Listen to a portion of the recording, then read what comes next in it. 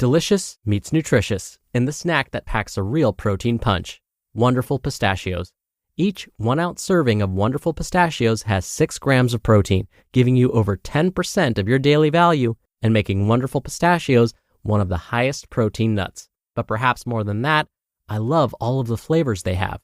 Their sea salt and vinegar ones are my favorite when I'm craving that flavor but want to keep it healthy. But that's just the tip of the iceberg.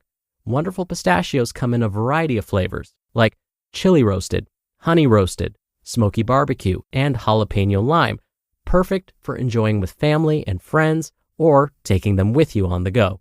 Whether you're a pistachio purist who loves cracking open every nut, or you prefer the convenience of no-shells pistachios, Wonderful Pistachios has got you covered. Grab Wonderful Pistachios and elevate your snacking game today. So fill up with a healthy snack when hunger strikes. Visit wonderfulpistachios.com to learn more. That's wonderfulpistachios.com. Ryan Reynolds here for, I guess, my 100th Mint commercial. No, don't. I mean, honestly, when I started this, I thought I only have to do like 4 of these. I mean, it's unlimited premium wireless for $15 a month. How are there still people paying 2 or 3 times that much? I'm sorry, I shouldn't be victim blaming here. Give it a try at mintmobile.com/save. Whenever you're ready. $45 upfront payment equivalent to $15 per month. New customers on first 3-month plan only. Taxes and fees extra. Speed slower above 40 gigabytes. See details. It's another Q&A edition of Optimal Health Daily, episode 2644, and I'm Dr. Neil Malik. Hey there, happy Friday, and welcome to another Q&A edition of Optimal Health Daily, where I answer your health questions related to fitness, diet and nutrition, and lots more. You send in the questions, and I answer them for you. Oh, and if you do send in a question and you're in the U.S., we'll mail you a copy of our hardcover workbook. If you're outside of the U.S., we'll email you a PDF version. Now, what's the easiest way to send in a question? Just email it to health@oldpodcast.com. Now, today's episode and next week's Q&A are going to be kind of a two-parter. Today, as you'll soon hear, is going to be all about preventing running injuries. Next week, we'll talk about how to properly fuel the body while going on those longer endurance runs. So, with that, let's hear today's question as we optimize your life. Hi, Dr. Neil. I love your podcast. A question I have is I recently got into running. First, though, I developed plantar fasciitis, which took me a little while to recover from. Now I have some knee pain, so I'm taking a little break till that feels better. But I want to know how I can run safely and avoid injuries while still doing significant mileage. I'm going for a half marathon, so those kind of numbers, and how to avoid plantar fasciitis, knee pain, and other common running injuries. Thank you. Thank you, Yeko, for listening to the podcast and taking the time to send in your audio question.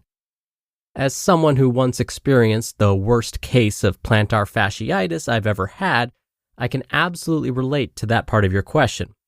So I'll start there. I'll share some of the knowledge and experiences I gained as I sought the advice of experts and went through the healing process. So let's start by talking about what plantar fasciitis actually is. Plantar fasciitis is a fancy way of saying that there's inflammation happening in the foot. The itis in plantar fasciitis is a fancy way of saying inflammation. Plantar fascia is referring to a specific part of the foot. Across the bottom of the foot, we have this long band of connective tissue that's referred to as fascia. This fascia, or connective tissue, connects the heel to the toe, and this fascia is located on the bottom of the foot, or the plantar area. Just like any connective tissue in any other area of the body, the fascia can become inflamed. Now, besides connecting the heel to the toe, the plantar fascia also acts as a shock absorber. So when you walk or run, for example, this connective tissue on the bottom of your feet helps maintain the arch in your foot and absorbs some of the impact. But sometimes little tears can happen in the fascia, which can lead to inflammation. I should also mention that many times, plantar fasciitis can happen for unknown reasons, meaning you weren't doing anything out of the ordinary, but for some reason, you wake up with plantar fasciitis. Now, speaking of waking up, plantar fasciitis pain is usually worse in the morning. That's exactly what happened to me in my case. One morning, I woke up with blinding pain in my right foot. I couldn't put any pressure on it. I felt like my foot was in a permanent flexed position, and these are all common symptoms of plantar fasciitis. All right, enough talk about what it is and how painful it can get. Let's talk about treatments and how we can prevent it. One of the keys to preventing plantar fasciitis is finding an appropriate shoe. Now, the keys when looking for a shoe are comfort first and heel support second. The reason I spent so much time discussing the causes of plantar fasciitis is because if we know the causes, we can usually figure out what an effective treatment might be or an effective way to prevent it. So in this case, if we understand that the plantar fascia helps to act as a shock absorber, then having more shock absorbing support in a shoe may help prevent a future case later. The problem when it comes to finding an appropriate shoe is that everyone's comfort level is different. So when you're looking for an athletic shoe, take your time and find something that actually feels like the perfect fit. I'm very picky about shoe comfort. I'm one of those people that has to try on like 10 different pairs of shoes just to find the right one. When I do find a shoe that feels comfortable, I usually wear them for a long time because I don't want to have to spend half a day shoe shopping all over again. But this is a problem. Wearing out your shoes to the point where there's very little heel and arch support can increase the risk of developing plantar fasciitis. And this may have been what happened in my case. Now, when I went to receive treatment, I made an appointment with a doctor that specializes in feet, a doctor of podiatric medicine, which is a fancy way of saying a podiatrist. I think George Costanza on the sitcom Seinfeld called this medical professional a chiropodist. Chiropodist, podiatrist, they all mean the same thing. Again, a person that specializes in feet and ailments that affect the feet. So that would be the first person I would speak to if you have any issues with your feet, plantar fasciitis or otherwise. Now, after running some tests and careful assessments, my podiatrist recommended that I begin using shoe inserts for more arch support. The podiatrist felt that a shoe insert that provided medium arch support would be most helpful for me. This is important.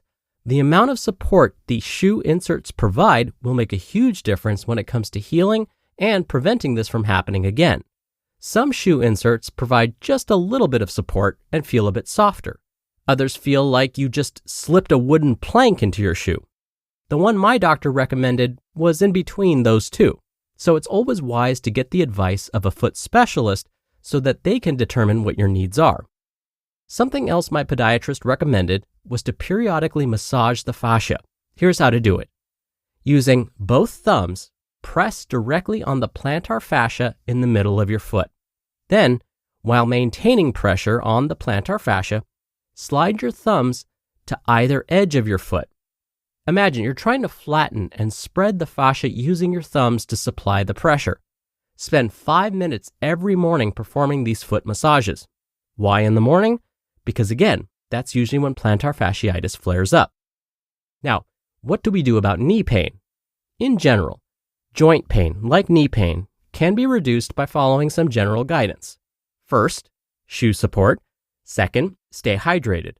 Water helps to cushion the joints. Now, you don't need to overhydrate, but just try to avoid being dehydrated for long periods of time. Again, going back to the comfort level of your shoes, yes, this is important here. Also, something to consider is your running technique. It's possible that your plantar fasciitis and your knee pain are related to the quality of your shoes, but it's also possible that your knee pain could be due to your running technique. For example, if while running, your feet strike the ground with a lot of force, learning to soften that landing may help. Having a healthcare professional that specializes in assessing and diagnosing sports injuries, like a medical doctor with a specialty in sports medicine, or a physical therapist, can help you get to the root of the problem. Please note, a massage therapist is not the same as a physical therapist. So if you decide to look for a physical therapist for guidance, be sure that physical therapy is their specialty, not massage therapy. It's possible that your body also may just need a break from the routine. So instead of running, consider performing different exercises or modifying the intensity or duration of your workouts. Maybe perform some lower impact activities like cycling for a bit until the knee and feet feel better. Performing exercises in a pool or in water or receiving hydrotherapy can also help.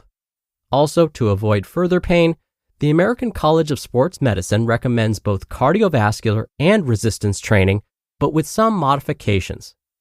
Yakov, since you've already been running regularly, it sounds like you have the cardiovascular part covered.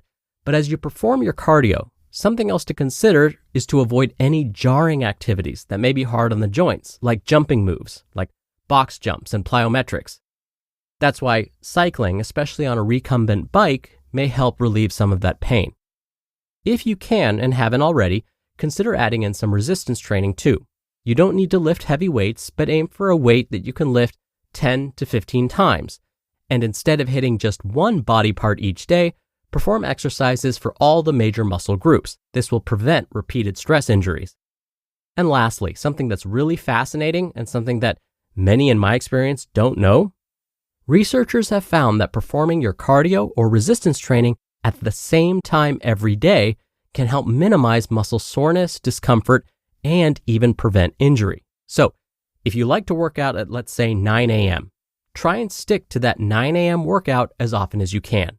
Don't work out Mondays at 9 a.m., then Tuesdays at 3 p.m., then Wednesdays at noon, and so on. Instead, make 9 a.m. your official workout time. By working out at the same time every day, researchers believe it may help ease some of the pain you're experiencing. And I wish you all the best as you continue to heal. In 2011, a group of high school cheerleaders began exhibiting a bizarre mix of neurological symptoms, tics, twitches, and strange outbursts. Desperate parents and school administrators looked to material factors. Was it mold in the school buildings? A contaminated water source? But what if the cause of the contagion wasn't coming from their physical environment at all? In Wondery and Pineapple Street Studios' newest podcast, Hysterical, host Dan Taberski dives into one of the most shocking outbreaks in American history, a medical mystery that had ripple effects well beyond the tight-knit community where it began. Believed by some to be the most severe case of mass hysteria since the Salem witch trials, Hysterical is a podcast about the desire to be believed and what happens when the world tells you it's all in your head. Follow Hysterical on the Wondery app or wherever you get your podcasts. You can binge all episodes of Hysterical early and ad-free right now by joining Wondery Plus. How do you feel great on vacation? Like really good? Easy. You go to Aruba. You'll spend your time relaxing on cool white sand beaches and floating in healing blue water. You'll immerse yourself in natural wonder and find your center on an island where things move at your speed.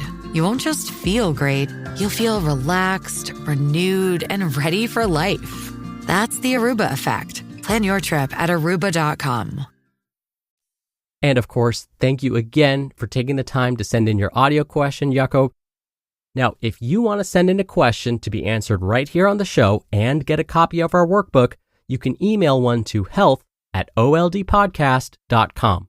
Or if you want to hear your own voice on the podcast, just like on today's episode, come by oldpodcast.com/ask. Right on that page, you can record straight from your computer's microphone. It's really easy. You can even play back your message and do retakes before sending it in. Or you can do it the old-fashioned way and call in your question. The number is 1-61-I-LOVE-OHD. That's 1-614-568-3643. Thank you so much for doing that. Answering your questions is my favorite part of the show. All right, that'll do it for another Q&A edition of Optimal Health Daily. Thank you so much for listening every day and all the way through. I hope you have a great start to your weekend, and I'll see you back here tomorrow where your optimal life awaits.